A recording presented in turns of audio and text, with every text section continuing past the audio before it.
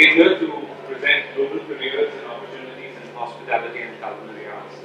My name is Sarosh Daruwalla. I'm the country head for Roches in Switzerland, which is doing a large part of the sponsorship for the IC3.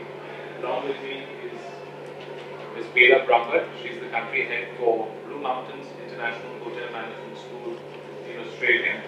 And we're very privileged to have Chef Chris Ketke from Cambridge College. He's our director there for culinary arts. In fact, Chef is going to be doing a special presentation only on culinary arts.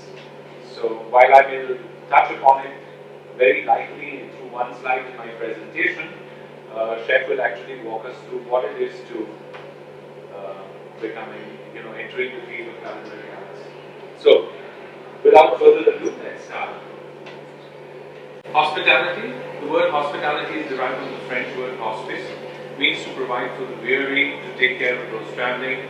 It's defined as a building or an institution providing lodging, meals, and services to people. In fact, if you look at the way the hotels have evolved, they were basically first just rooms, then they offered a bathroom, then they offered showers, then they offered elevators and escalators and swimming pools, and now spas, gymnasiums. So, the concept of providing service has only increased. It started in the 16th century with 1760 being the first kind of hotel gardens that opened in Paris.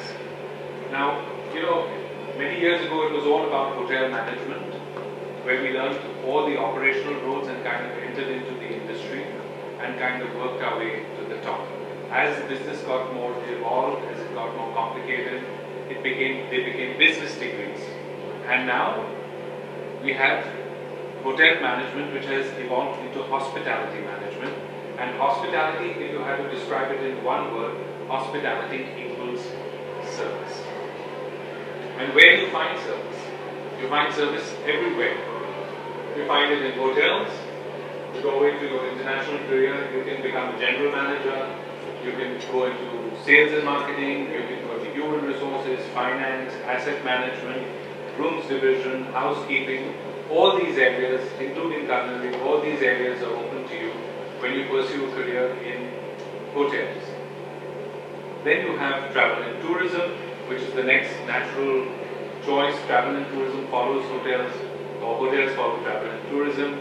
And you can become a cruise ship manager, you can become a casino manager, theme park.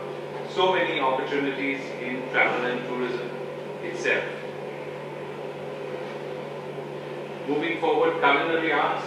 Today, all young students want to become chefs these days, but you can go to careers beyond that, become food bloggers, food stylists, food photographers, supply chain management.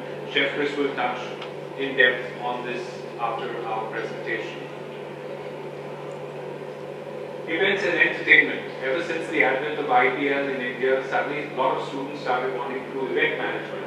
I mean, in India, traditionally with all the wedding planning and everything, we always had events, but in an unstructured, informal way. Today, students are studying event management and doing it in a completely formal way. So with large sporting activities, concerts, theatre, team endorsements, all these things, these are careers in events and entertainment management. Luxury retail. Luxury retail has seen a huge growth in India recently, and it's only continuously growing. Luxury retail industry likes hospitality students simply because they've got great soft skills. They already have learned hospitality, they've got the basics in place. They're very good with customer relationship management and customer retention management. Because a company like Louis Vuitton doesn't make money if you're going and buying one purse once in a lifetime. They need you to go back every season and buy something off them every season. And if you can afford a Louis Vuitton, you can afford something else. So what stops you from going out and buying that product? It's that hospitality professional who devises events, activities, and hooks you and brings you back to the store season after season to buy. So careers in luxury retail where you could be a store manager, you could look after the marketing, the sales, and don't forget all luxury brands have events because they have events to promote themselves. So you could also be within the event space of this industry. hospitals and healthcare. Come to think of it, hospitals, hospitality, there's not much difference. You check into a hospital, you check into a hotel. In a hospital, food is brought to your room. In a hotel, you order room service. In a hotel, you go to the spa or the gymnasium. In a hospital, you go to physiotherapy. So other than the motivation of the customer, everything pretty much remains the same. It's just that you come to a hotel to have a good time, you don't go to a hospital, you want to run out of the hospital as quickly as possible. So careers in hospitals and healthcare again follow the service industry and our hospitality industry. And finally, you've got finance, because the degrees that today are existing in hospitality are business degrees with specializations in finance. So you could become an asset manager, key account manager, customer experience, marketing, and sales of financial products. Also could work in consultancy companies where they're doing consultancy for project evaluation, for setting up new projects, for looking after all the financials. So there are lots of possibilities in that as well. So hospitality education prepares students for now what is known as and seen as the experience industry. Because this is the inner circles where it was traditional, and now it has gone on to encompass finance, international events, sports organizations, motorsports, luxury retail, and consumer technology. So hotel management evolved into hospitality, which has now become the experience industry. And why is this important? Take a look. 70% of buying experiences are based on how customers feel they are being treated. This is so true. 82% of consumers stop doing business with the company that gives bad customer experience. This is also so true. And no better company to show the experience as giving a great experience is Starbucks. What did Starbucks do? Starbucks took the humble coffee bean, low on the value chain, undifferentiated, made it into this great product, and then allowed us to sit in Starbucks with free internet as long for the whole day as we want. They also do something called stealth marketing, and I'll explain that to you. When you go and place your order in Starbucks, the order taker typically takes your name down. And they have been trained to write a funny spelling or the wrong spelling of your name. So that when they shout out your order is ready, they shout out a funny version of your name. And then, everyone at your table kind of giggles. You go up, you get your order, you sit down, and you see your name spelled wrong. You take a picture of it and you post it on Facebook saying, sitting at Starbucks having a coffee. There, you just advertise. So that's called stealth marketing. So big companies do all these kind of things. And the benefits are for real in experience, because a simple 10% increase in customer retention results in a 30% increase in the value of a company. And if you take a look, 85% of customers will pay more to a company that provides them better service. So even in a downturn, your loyal customers, if you can give them that great wow experience, will be there for you and stay with you. Now there's never been a better time to study hospitality, and my colleague from Blue Mountains, Veda, is going to take it over and speak to you a little bit about the new trends and what kind of student comes into this industry, and a little bit about studying hospitality in India and overseas. Thank you, Sarosh. I think you can all hear us. It's quite a small room, so we can walk around. It's great. So I think a lot of us are counselors in the room, and we probably face this question all the time from parents rather than students. Hospitality, I mean, really, there's so many better careers. My son is going to do this, or my daughter is going to do this. And I think there's something that's really interesting to see, because what is the future of this industry? Some really great numbers here, which probably is something that is interesting to you, because why do we educate children? Parents want them to get good jobs in something that the children love, is what we want for the children, and the parents want them to earn good money. So is there a good career in this industry? I think the statistics say this. So every 1 million spent, there's 50 new jobs created in this industry. So is there a future in this industry? Are there jobs here? I think that speaks for itself. And of course, if you look at tourist arrivals, India itself has been known, even our own domestic travelers, we never used to travel as much. As a kid, I never traveled so much. But look at my children today, how much they travel, both within India and outside India. Every year, families are planning 2 holidays, maybe 3, depending on what the availability is. But there is more spending power. So there are people going to many more places than they were before. So there is definitely a huge impetus on growing hospitality in the industry. Of course, the rooms, I mean, hotels is a big part of this industry, other than all the ancillary services. But when you look at the rooms, you can see there's a steady growth year on year, and there's scope for growth right through. And let's look at some trends.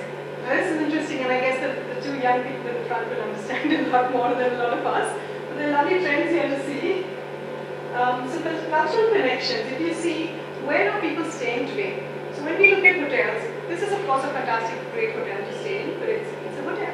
But then what are the trends? People are really going to places where they can have better experiences, smaller places. What's different? There are people going to homes to stay, Airbnbs. It's very interesting how the trend of hospitality is changing, which is actually opening more doors, because somebody would have that you need a lot of capital to get into hospitality and open a hotel. It doesn't mean the same thing anymore in this industry. You could have 2 rooms in your home to let out in bids to a person in this industry. Okay, I'm sorry, you couldn't hear me? Okay. Okay. So yes, it's very interesting. And then of course we have the last chance tourists. I just was looking at a travel show last week where people were investing in Maldives. At the same time, people say Maldives is going underwater very soon. So it's interesting how people are rushing to invest in a place where they think they're going to make a fast buck in the next 5, 10, 20 years, whatever it is, but they think there's a business opportunity because it's the last chance, right? And of course the foodie experience. Lots of examples, people now inviting guests into their home to cook meals for them, traditional meals. Homestay opportunities where they're making cheese. Maybe a homestay kind of a farm opportunity where people are just giving you the experience of what it is to live on a farm, how to milk a cow, etc., etc. So many different kind of opportunities coming up in F&B, and it's all related to food, the experience around food. And of course the health and wellness, which is big. All of us love going to a spa these days. I'm tired, I need a massage. And when that's picking up, and both, I would say it's organized and unorganized. In fact, Kerala Tourism, if you've noticed, has built up their entire inbound travel into Kerala based on Ayurveda and health and wellness. So it's really something that people are focusing on these days. And of course, smart hotels, which I don't understand at all. I just got stuck in the bathroom trying to understand how to open the damn tap. But anyways, it's getting smarter and smarter, smart keys, smart technology. What you like in your room. I mean, hotels just know everything about you. They know what I like and what I don't like. You have technology to open your doors, check in. Even at the airlines, we had to go to the counter before. You can now check in at the kiosk. So everything is becoming so technology savvy these days. Of course, robots. I don't know how that's going to work in the hospitality industry actually, but they are coming in, and you are having artificial intelligence coming into this industry as well. So for students, when we're looking at it from a counseling piece, because we're all talking about counseling here today, how do you actually tell a student that it's a great career? Because when you look at all the trends I've been talking about, there's so much to study. It's still hospitality. But it's not mainstream hospitality, which parents think about as you're going to be standing at a counter and serving a guest. Yes, that's part of it, but there's so much more to hospitality today than just that. And of course, we have students who we tell, get onto our website and see the virtual campus. Hotels are doing that much more as well. You can actually experience what you're going to eat, dine, travel, stay, what's my room going to look like. So technology is also taking over in this space. Of course, Airbnb, if you can see, we're actually at the Marriott, right? And look at the valuation of the Marriott and look at the valuation of Airbnb, which is actually just small little places where you can book yourself in at a really good price. So the comparison of what big hotels were and what the small hotels or small hospitality sector today is, there's no gap anymore. It's still hospitality. So, it all looks pretty, but is this for me? That's a question that probably as counselors you are going to have very often. So is the hospitality industry for me? Where do I study? And what do I want to study? And which university is for me? So just touch a little bit on the different things that we look at when choosing a university, be it in India, be it abroad. We generally look at internationalism, And I think I will attend a session of Ashoka in the morning, which is really nice because Ashoka is in India, but they encourage internationalism in India. I think a lot of universities in India are doing that now, so that's important. So whether it be in India or abroad, I think it's really important to have internationalism. Careers, a lot of universities pride themselves on saying, we educate you very well, but then do they also prepare you for a career? That's something I always tell students to look at. Of course, internships, very, very important in today's day and age. It's not enough to just educate, prepare them how to actually work at their workplace. And of course, accreditation. So are you a recognized university who recognizes you and the values that the university has within the country and outside? So that's a bit of that. So when we're looking at international hospitality schools, what are the normal kind of programs you look at? There are of course some of the beaten track and you have different options, but this is generally what we look at when you're looking at international universities. A few pointers for you to look at, right? So slightly different from what Indian universities do. So typically 4 years, as you can see, 3 to 4 years. And again, it depends on which country you're looking at. So everything has its own little caveats, but then this is more or less a benchmark for what international universities would look at. And when you're looking at Indian universities, which we do have some great institutions in India as well, normally they're 3 years in India, but then you do have the 4-year ones as well. And it's a slightly different way of teaching. I think there's a little more emphasis on theory here, less on practical. And I think facilities as well is, there's a lot of difference in the facilities because I think internationally people do want to look more about employability. Oops, sorry. Was somebody taking a picture? I'm sorry. Yes. I'm so sorry. Yes.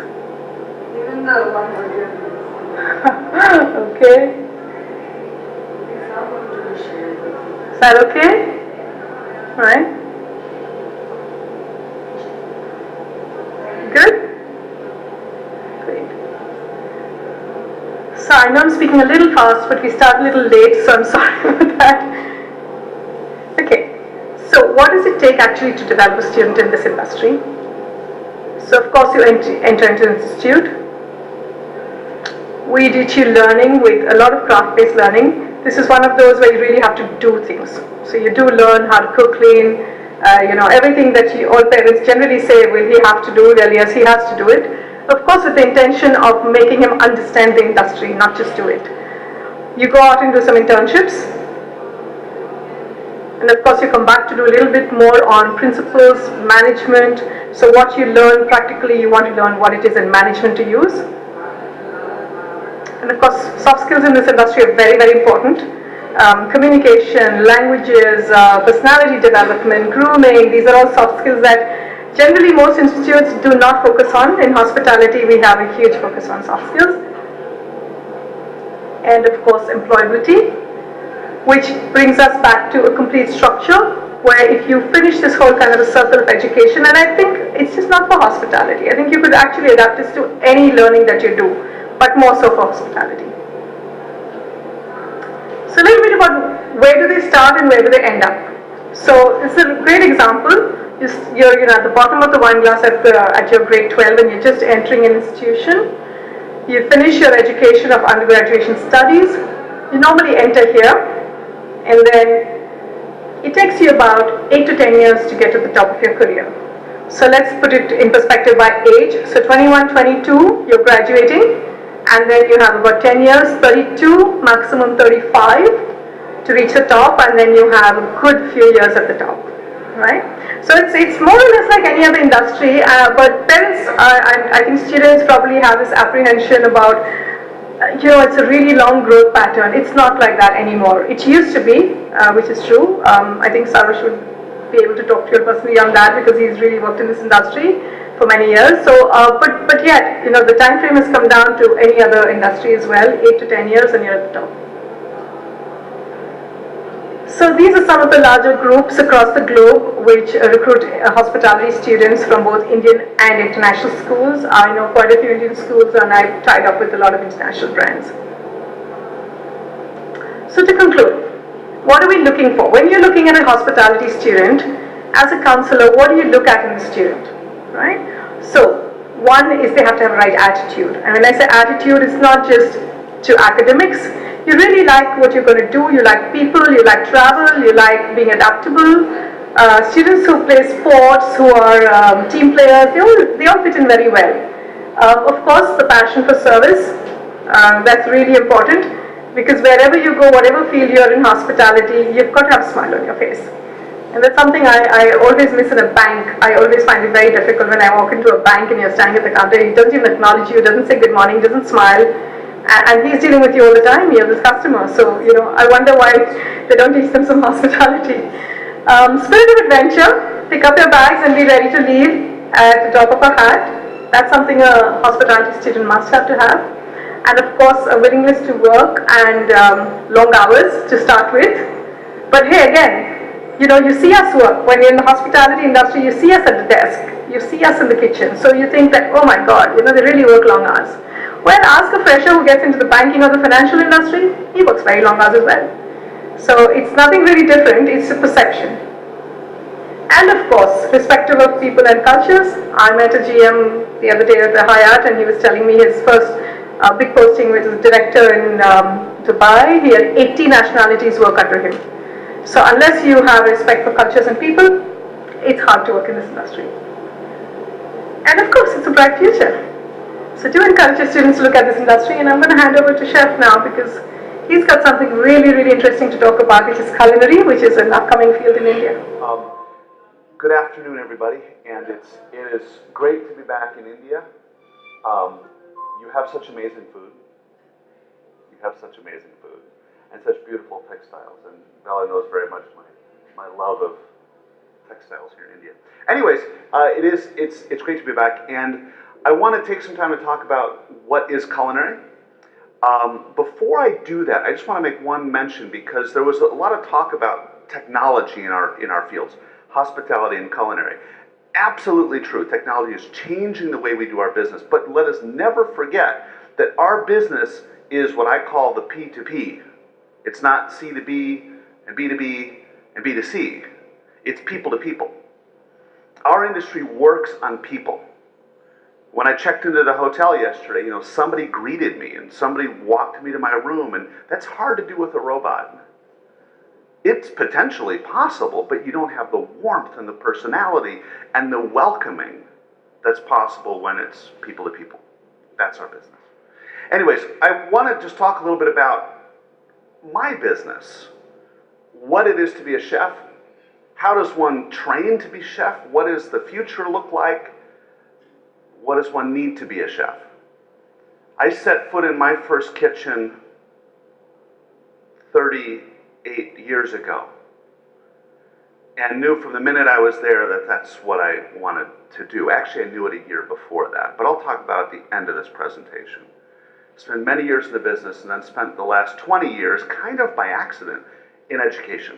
And I found that this is really where my heart is at, and teaching people for the future. So, before we get into any of this, what does it mean to be a chef? I love asking groups this, and we don't really have time to do what I normally do, because I usually ask, what is the number one responsibility of a chef?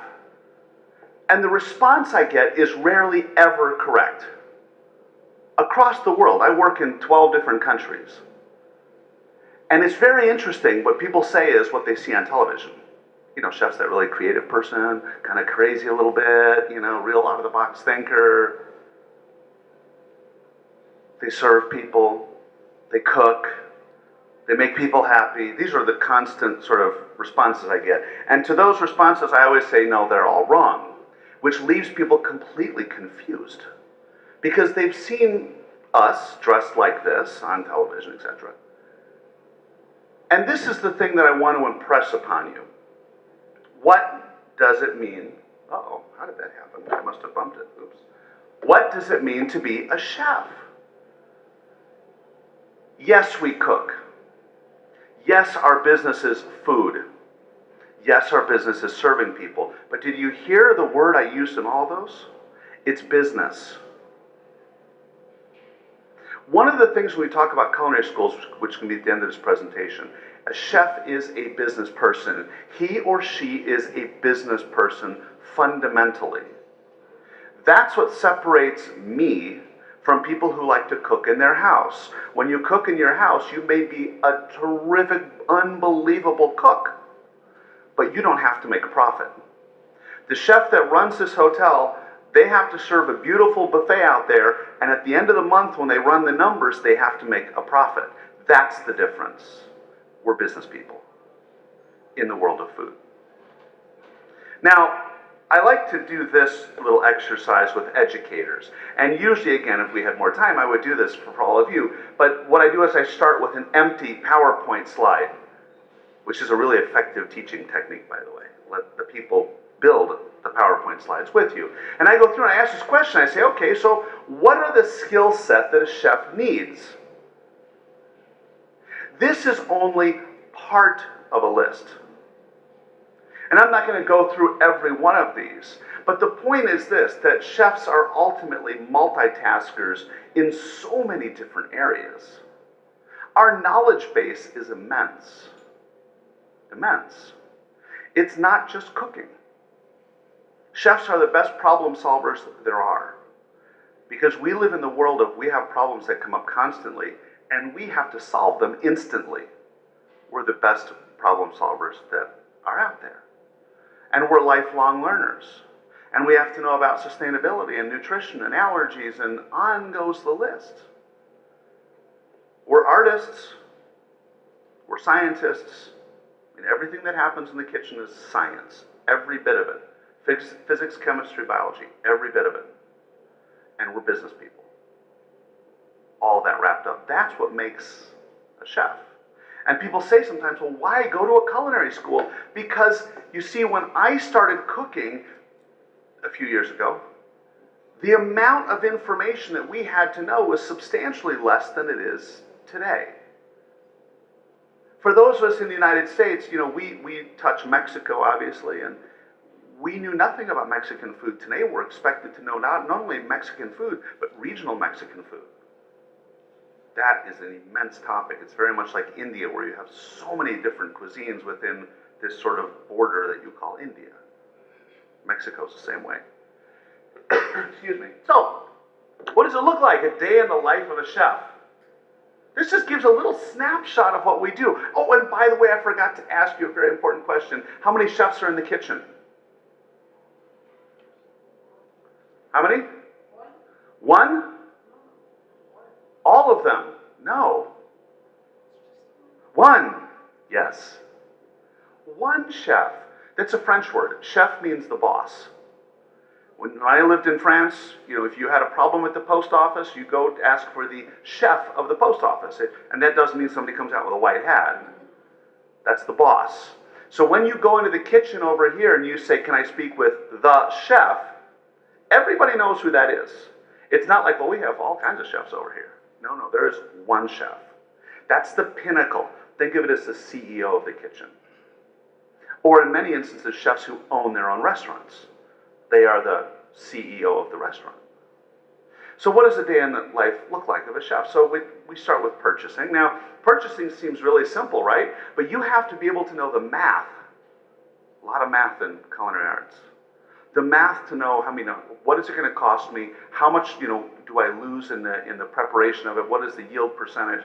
What is the profit percentage I need to be at? How do I do that so I can ensure that I make my profitability? You have to know about everything you buy.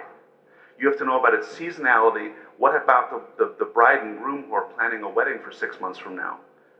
And you promise them a menu only to discover that, oops, that product isn't available in 6 months. You have to know all of that. And you have to know now today about the sustainability of every product you buy. Where did the fish come from? Was it wild? Where was it wild? How was it harvested wild? Or was it aquaculture? And how is that aquaculture done? Because there's good and there's bad aquaculture. And we're only at the first line here. Okay? So purchasing. Then we have to look at the whole creative part of it. We are the creative people. We make our menus. We have to see a vision. We have to envision something in our head. We see, this kind of could sound really weird, we see the flavors in our head. And then we translate it into something real, that creative process. We have to meet with customers. We have to meet with our clients. We have to maybe meet with our investors. That's a different skill set entirely. Maybe we have to talk to the press. Maybe we go on television. Maybe it's on the radio. That's a totally different skill set. Totally different. Then we have to manage, and all the things that manage, human resources. We have to hire people, we have to fire people, we have to correct people, we have to congratulate people, all the parts of managing people, which is in and of itself an art. And then to manage all the parts of profitability, things like inventory. Where's our inventory? How old is it? Et cetera, et cetera. We have to stay on top of the trends. We have to, cook and solve all the problems that go with that. That's just one day. Oh, and I didn't talk about sitting down with the accountant and all that.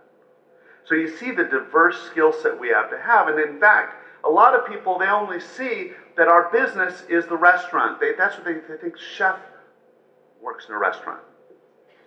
Not true. Our skill set is incredibly diverse. In the United States, just to give you an idea, the food service world, that sector in the United States, is the second largest sector after the US government. Talk about employability. Thankfully people have to eat, keeps us all employed. You can see all the different options that are up there, and if that's not enough, we have even more options. And I forgot to put food blogger. I guess that shows my age, doesn't it? Okay. Anyways, all the different possibilities. And this is critically important. Sometimes people say, is my son or daughter, is there a place for them in the food world? I say, if they have a passion for it, there is always a place for them, because it is such a big world that there's a place for everybody. And you just have to find where you fit. Let me get the pictures, yeah. So, lastly, culinary school. Ours is a profession, and that really, when I talk to students and they say, what, am I a chef the day I graduate from school? No, you're not. That would be like saying you're the CEO the day you graduate from business school. No, you're not. You go to school, and then after that you have time for experience, and then you grow into management and ownership and all those things. It's a 3-step process. But this is what I tell them for culinary school. Number one, find a school that focuses on cooking skills, not teaching recipes. International and local foods are critical. Business skills, a must. Otherwise, without business, it is just a cooking school. It is not a culinary school. Nutrition must be taught. Sustainability today, that's going to get bigger and bigger. In fact, I'll be talking to 800 of your chefs here in India in a few days about sustainability, as they all gather here in Delhi. General education, how to read, write, math, it's kind of important. Look for a place that's intense. Intensity is good. Pushing people is good. That's how ours is an intense business, so you kind of learn in an intense style. And of course, you want people teaching you who are actually chefs with real skilled backgrounds. And then the last little comment here is hospitality and culinary are not the same thing. They're not. They're brother and sister of the same family, but they are brother and sister. In other words, the people that study hospitality really don't want to be chefs. And the people who want to be chefs really don't want to be in the hotel hospitality world. I mean, they want to be in the kitchen, have their own restaurants, run a food truck, whatever it is. One comment I just have to say, and we'll open it up for questions. When I grew up, my father, nobody was in the restaurant business, nobody. My father, now retired, was a professor of nuclear physics for his whole life. My brother followed in his footsteps, wound up getting his PhD in physics from Stanford. He's a pretty smart guy. And I went into the restaurant world, and I knew it from the time I was 12. And my parents always encouraged us to go where our passions took us. My sister's an artist. I mean, we kind of run the whole gamut. And it's not that, I could have done physics. I had the grades to do all that, and, I applied at some Ivy League schools, and I got accepted and all that stuff. But it wasn't where my heart was at. And it's really interesting. I cannot tell you how many times I've heard the story, including a wonderful person I met in Mumbai about 2 years ago, who went on to pursue her dream. But the story goes like, you know, I had to do this, or maybe my parents wanted me to do this, or, you know, and they got pushed into a profession because the parents, in many instances, thought they were right, only to discover that they hated every minute of it. As counselors, listen. I think it's part of parenting too. I have 3 children, is to listen to where their passions are taking them. Sure, our responsibility is to help guide them, but not to push them away from their passions, because if they don't follow their passion, and I so appreciated what was said this morning, they will not be happy. They won't be happy, because I can tell you how many very wealthy lawyers I know who are miserable every day of their working career because they didn't follow their passion, they followed money. And typically, if you follow your passion, the money will get there because you love to do it. So I just wanted to say that comment because I was really touched by the comments this morning. Our world in culinary tends to be a passion business. People go into this business because they want to do it, and it moves them. So, I would like to second that because, you know, the students I've met, the ones who want to do culinary, they want to be a chef, are so clear about it. oh yes, they are. Sit there and they keep talking to me, and then the kid comes and says, "Ma'am, my only passion is cooking." So I've seen the passion with culinary are 2 things. I've never seen a not passionate person going on because they usually have to fight. Yeah, well, yes, and I'll tell you something. I shouldn't say nobody, that's always a bad statement. Almost nobody goes into culinary kind of saying, maybe I'll be a chef. I mean, it really is, it's something that drives them. In fact, a lot of times what drives them is the artistry and the creativity and the alternate working world, which is kind of funny because for people who don't inhabit our world, they sometimes look at that like, wow, you know, long hours, you know, on your feet, lots of action, really? Lots of stress? We love that. We don't want a desk job. We enjoy the challenge. We enjoy that. And so when people, when they find that, that's what they want. So as counselors, I mean, you have a huge responsibility. And I know that from a lot of times you have to tell the parents too that, you know, maybe they don't want to be a doctor. So I think we have time for questions. Thank you for your comment. I appreciate that. Questions? Any questions? Yes. Please. Sorry, I think I had a better. So 2 things actually. One, I want to acknowledge Chef, the fact that you acknowledge the role that your parents play. I think that's really very heartwarming.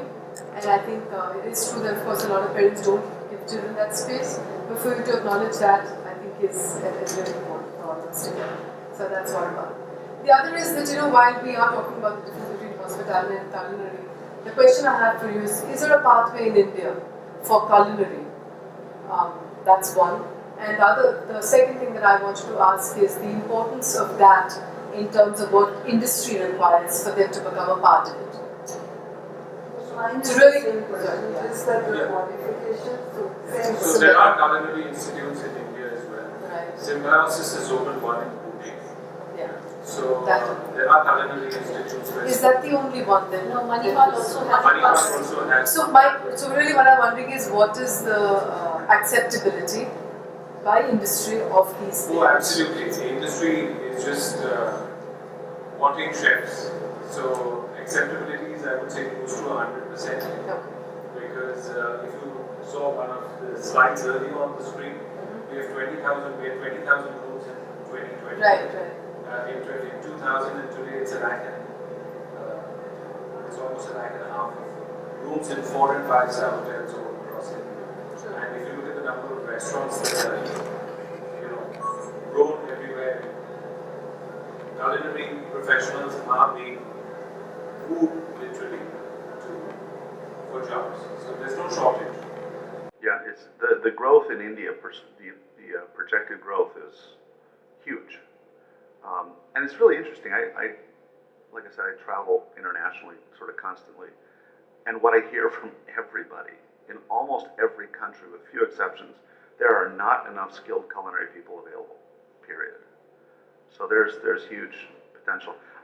In terms of the schools here in India, my experience is, yes, there are now some culinary specific schools. Many of the other ones sort of combine culinary and hospitality together. I will say, just on a sort of personal note, that, you know, the creation of pure culinary schools, if you will, in India is a gigantic step forward. I mean, that is really great. Again, because culinary people don't want to be hospitality people and vice versa. So I think that's a very positive move, and I'm certain that the industry will be supportive of that. Absolutely.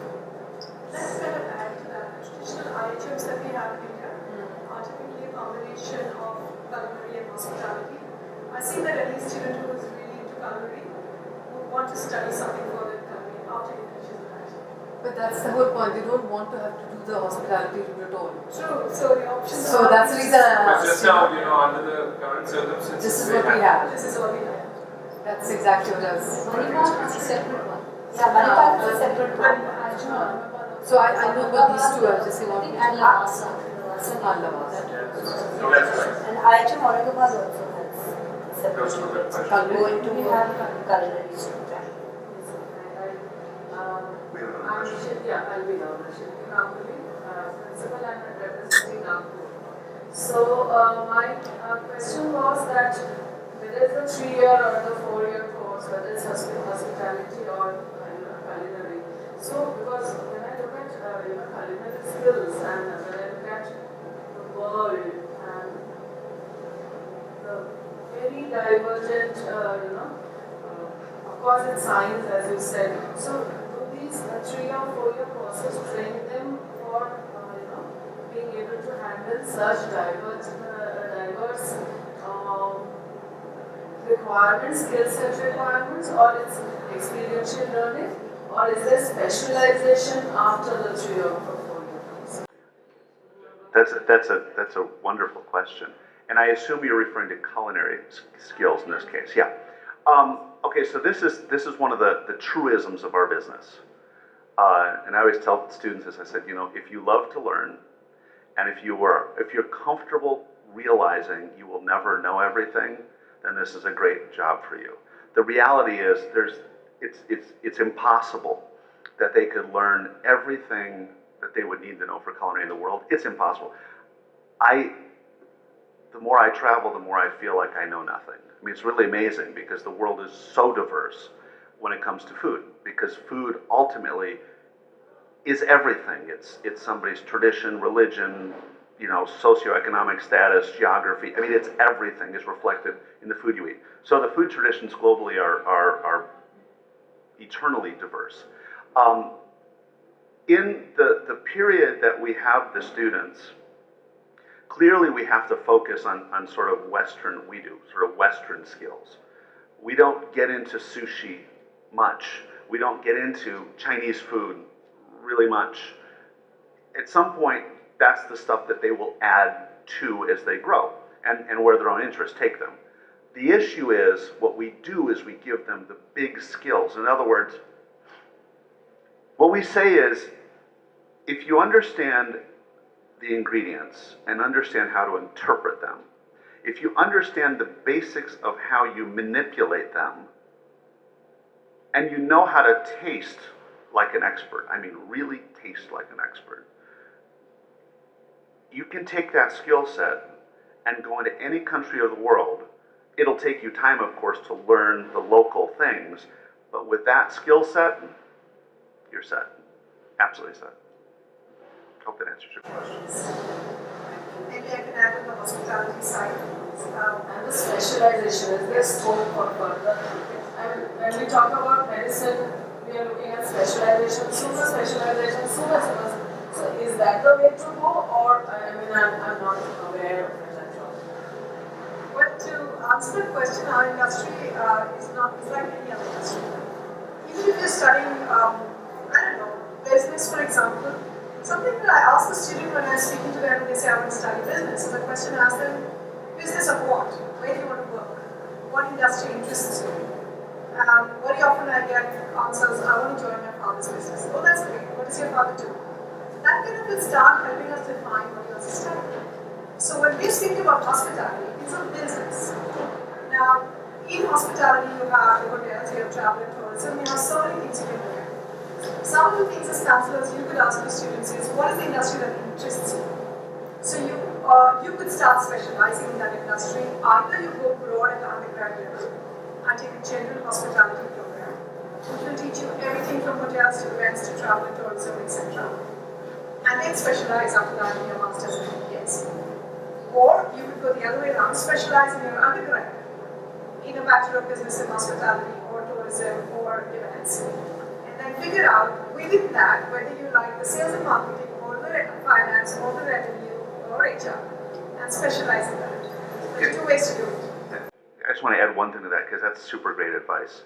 You know, at the undergrad level, I always think general is best. Simply because they're young. They don't even necessarily know what they want. And the fear is if you go specialized too early, they may discover 5 years down the road that they really hate that. You know, I think you learn a lot in life, you know, and I think we all have, right? As you go into life, you discover that, you know, this is the path I want, or this is, so broad-based experience, much better. My personal opinion. I have a question towards you for hospitality. What's the scope of specialization after doing an undergraduate course in India? Is there scope for something like events, or is it better doing abroad? And the second question being, is it better to do it immediately after the undergraduation or work for a couple of years? Like what you said about, they still don't know at 21 what they really want to do. So let them experience it for 2 years and then do a specialization. Typically in India, you have the master's level programs, but they're still in the broad realm.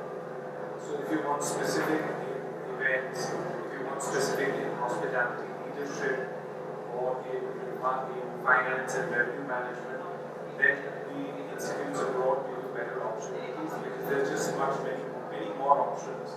You could do it in resort management, for example, if you wanted to. And I always tell students that there are two. You have to make the distinction between master's levels programs and MBAs. If you're doing a master's level and a specialization, it is always better to do it while you're in the flow of studies. Because once a student gets employed by a company, gets into the routine of working, it's very hard to tear yourself away and then take a sabbatical, study, and then go forward. For MBAs, typically MBAs require 24 years of age and 2 years of work experience, something that the student does not have when they graduate out of high school. Out of hotel school. So, the ones that come in for an MBA typically are those who work for maybe 3-4 years, reached a certain stage, hit a professional ceiling, not being able to grow. They're the ones who take time out, come and do an MBA, and then push their career forward. So, our two lovely timekeepers here are doing such a good job, and they're looking over me going, so I think maybe we have to wrap up, but we're around to chat, obviously, and fist bump for our timekeepers, yes. Thanks. Thank you. Thank you for sharing. Thank you. Thank you.